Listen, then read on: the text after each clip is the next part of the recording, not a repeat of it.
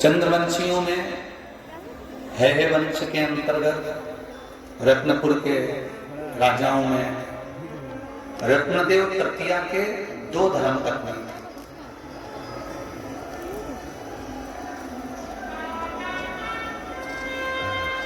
थे। हे वंश के अंदर हे चंद्रवंश के अंतर्गत भगवान शंकर के उपासक बहुत हैं।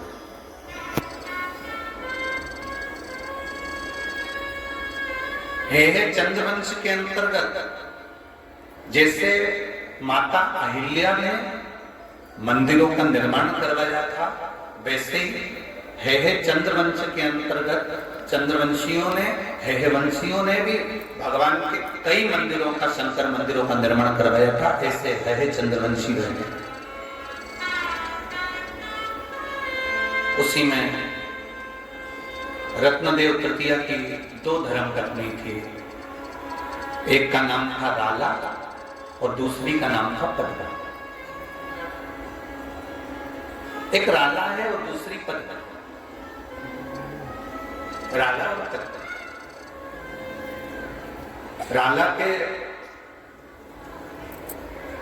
2 बेटे थे। एक का नाम था संप्रद और दूसरा का नाम था जीजा। एक का नाम संप्रद है और दूसरे का नाम है जीजा। राला के 2 बेटे हैं, संप्रद और जीजा। और पद्मा का एक बेटा जिसका नाम था खड़गदेव। खड़गदेव जब राला के पुत्र बड़े हुए और पद्मा के पुत्र बड़े हुए तो जो खड़गदेव था उस खड़गदेव को राजपाट मिला, क्योंकि घर का सबसे बड़ा पुत्र जो था वो खड़गदेव। अब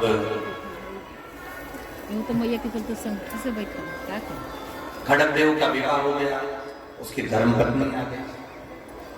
और कभी कभी ऐसा होता है, बहुत बहुत ध्यान देना कि कभी कभी ऐसा होता है कि परिवार में भगवान का कोई पूजन करने वाला नहीं होता।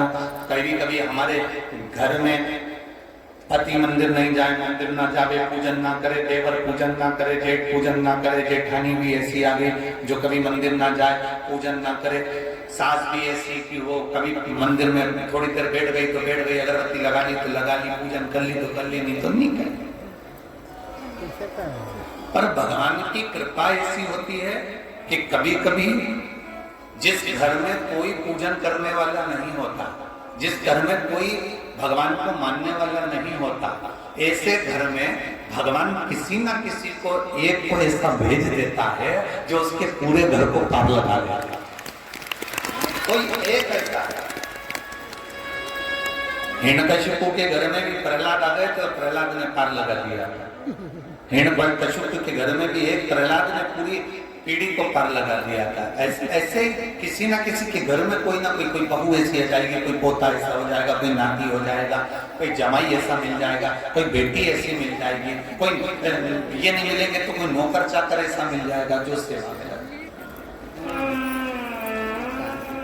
एक तत्व है।